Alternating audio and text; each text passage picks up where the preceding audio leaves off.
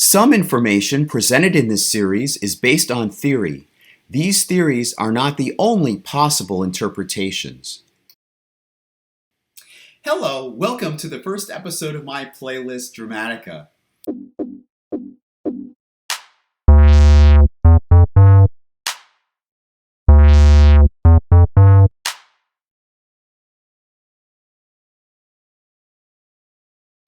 If you enjoy this content, please spread the word about visionary ventures. Now, what is Dramatica and why am I so interested in explaining it? As a craftsman, I want to understand film structure. Practically, the first 20 years of my life were spent writing stories. As a college student, I had been writing some television and movie scripts. Then I tried to write a screenplay with Madonna playing herself. It had to be phenomenal, top-notch, to win her respect. Plus, there were so many thematic aspects I wanted to explore in the film. With all that potential, it would be a disaster if the screenplay couldn't flow, if it couldn't easily grasp the audience. So I sent my screenplay to Creative Artists Agency. They sent a letter back saying it wasn't something they were interested in. So I committed myself to understanding the structure of film. I read some of those books out there that tell you about how to write a film, but they didn't explain structure in depth. I didn't feel like my creative instincts were being guided well. Then I discovered Dramatica. It's different from anything I had read about. Far different. It's not just a piece of software that helps you create a story, to structure a story. There's an entire theory behind it. Okay, so what's this theory? It uses how our minds think in order to predict a huge amount of what you would see in a film. Well, I knew what I wanted to say. I just wanted some guidance on how to effectively communicate it. Now, here's some brief history on the theory. It begins at the University of Southern California. Two students got together to make a film in 1980. Chris Huntley had already directed a few short films. Melanie Phillips, who at that time went by a different name, had created a new movie project. So she partnered with Chris as producer. Chris was the producer. They filmed The Strangeness, and it's okay as a narrative, but they decided that before creating a new one, they should figure out how to better design a film. Here's the magic. They didn't rely on other books about writing movies. They pieced together some common tropes from films and some psychological principles. Chris and Melanie decided to split for a while after starting this off to get some life experience. So Chris continues working in the film industry, and I read something about him working on IMAX movies, and that was from Melanie Phillips' blog. I don't know anything else about it, but I'm putting it out there that he was still in the industry, apparently. He goes and he co-founds a software company with Stephen Greenfield called the Wright Brothers. In fact, the Wright Brothers produced the first computer program that screenwriters use for formatting scripts. And before I discovered Dramatica, I had come across this software. It's called Movie Magic Screenwriter. And it did help me, in fact. Now, since then, there are other screenwriting format programs. You probably already know about Word, and there was WordPerfect before that, and Pages for Mac. Simply text editor program where you open it up and you simply type and it creates a document for you. Well, this takes it one step further. These ones, there's Final Draft and Movie Magic Screenwriter, and there are a few other ones. It's something like MS Word, Microsoft Word, but it includes certain commands that a screenwriter would need. Like, for example, there's a format for a script page. It's a standard format. The character name would appear in the center, and then the dialogue is along the center. It's a little bit wider than the column that you'd use for the name, and taking up the entire length of the script page, the width of the script page, is the description. He invites Melanie to sit and discuss the endeavor of understanding how movies are told. It's been 10 years, now it's 1991. They spend 6 months asking each other questions about how people behave, motivations, and so forth. However, what didn't gel together was an overall scheme. In other words, it wasn't an overall theory. It was just little points. So at some point, they do find a theory.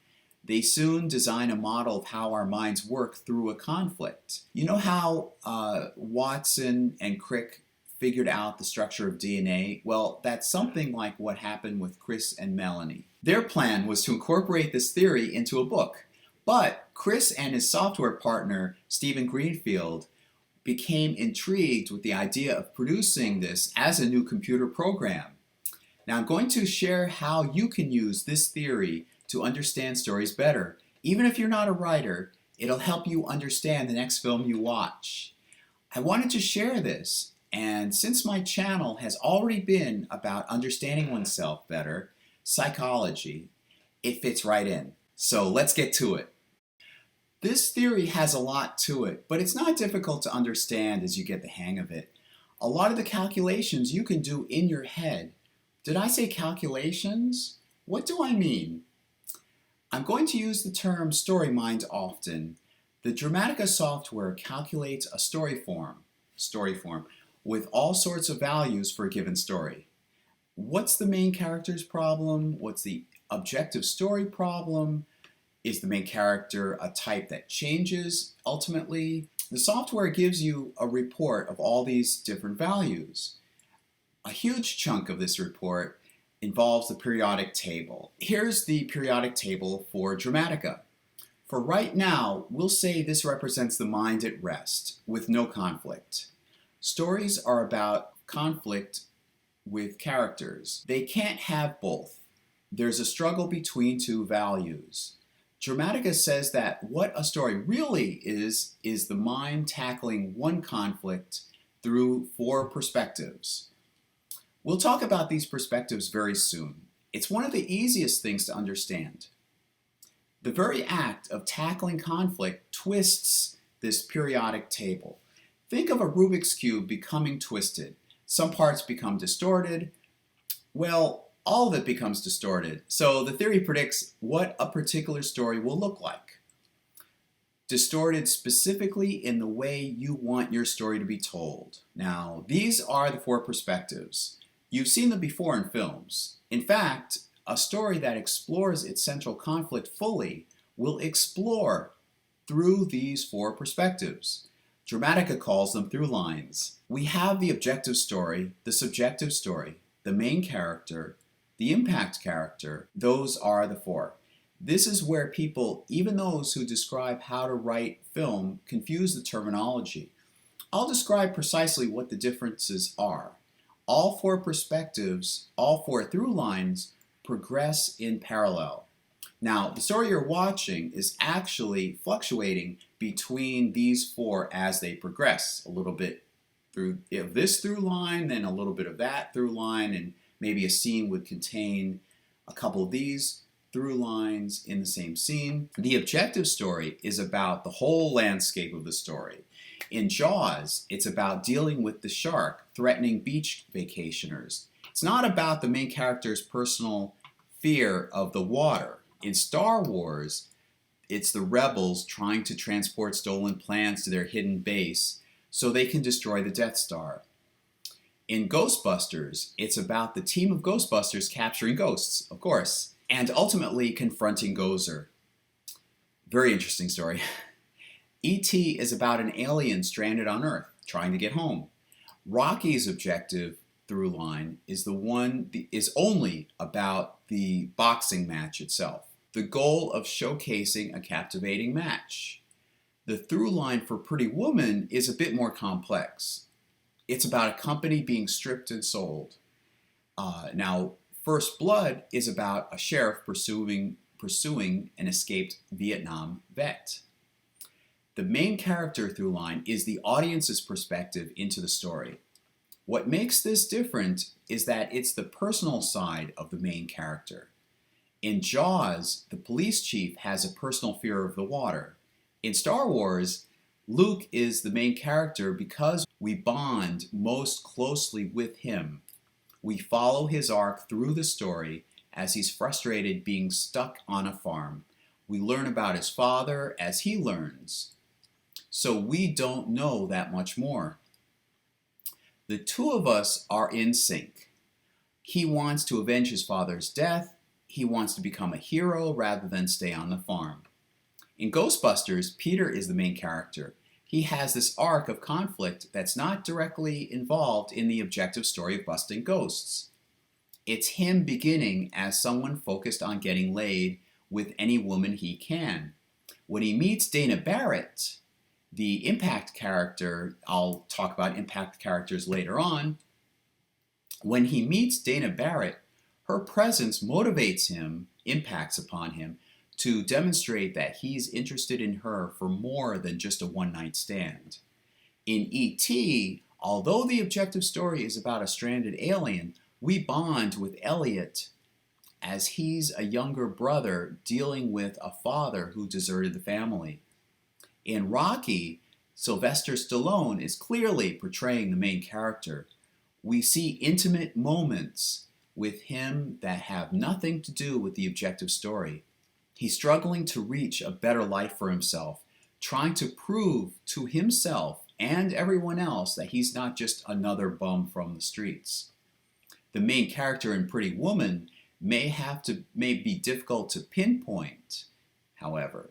Is it played by Richard Gere or Julia Roberts? Often in romantic comedies, it's tricky because there's so much focus on both of the characters. It's Julia Roberts because we see her in several moments of the film dealing with her own personal conflict that doesn't relate to the objective story. Her character, Vivian, is struggling to deal with people only treating her as a prostitute. She's trying to move into a better life. Now, in First Blood, Rambo is still suffering from PTSD after, I believe he says, 7 years. I must point out two very common misconceptions here about the main character. It doesn't have to be the same character as the protagonist. Remember, the protagonist is the one pursuing the objective story goal. There's a whole series of characters that are involved in the objective story. Now, they may also appear as the main character or impact character. Well, two of them may appear as the main character and impact character in the other through lines. But in the objective story, that's not their function. The characters are playing a different function in the objective story. The main character is the one we bond with and personally follow during the story, as opposed to the protagonist, as I said before, that pursues the objective story goal. They are usually played by the same character. For example, in Star Wars, Luke Skywalker is both the protagonist and the main character. There are precisely different moments. There's a function that he's fulfilling in the objective story as he pursues the story goal. However, there are other moments in which he's the main character and he's not fulfilling the objective story. He's not pursuing the story goal. He's letting us bond with him as the main character. Another misconception is that the main character must change. I'll talk about this in another video. It's true the main character's progress must arc. He or she must struggle through conflict. However, here is the special relationship between the main and impact character through lines. As a story begins, the main character becomes motivated to deal with his conflict a certain way. It's the only way he knows how. He witnesses this impact character going through a similar conflict. Now, the conflict isn't exactly the same, but you can see the similarities between the two. Seeing those similarities is something else we'll learn about in a future video. This is why you have so many romantic subplots in movies. It's usually the main character through line and impact character through line being expressed. They don't have to be romantic. We don't bond with the impact character. we see and we learn more about the impact character through the eyes of the main character. So, Obi-Wan Kenobi is the impact character on Luke in Star Wars. The alien makes an impact on Elliot in E.T. In First Blood. The sheriff makes an impact on Rambo. They're confronting similar personal conflict, but with different methods, different outlooks on how the conflict should be dealt with. The main character has a choice whether to continue dealing with his personal problem the same way he always has, or to shift into the attitude of the impact character. You might have noticed moments when a character tells the other, "You and I are alike." I'll tell you in a future video about this, how this similarity can be designed. But know that this commonality between the two through lines is why many movies have that moment. Now, the fourth through line is the subjective story. It's the progress in character relationships that aren't between the main and impact character. For example, in Back to the Future, Marty makes a huge impact on his father George to stick up for himself. That's a case, by the way, where Marty as main character is not the one who changes. It's the impact character who does. The subjective story relationships in Back to the Future progress nicely. There's Biff and Lorraine. There's Marty's impact on Doc Brown, showing that Doc Brown will eventually succeed in his scientific efforts. There's also the Lorraine and Marty relationship. Okay. Next episode, we're going to explore the periodic table. Each of these through lines has to be assigned to a corner of the table. It's going to be fun learning how you can assign these in your head. You can do it. I can do it. It's easy. You'll learn how to see where they fit as you're watching someone else's movie. So until then, stay safe, and I can't wait until we meet again to explore Dramatica further. If you enjoy this content, please spread the word about Visionary Ventures.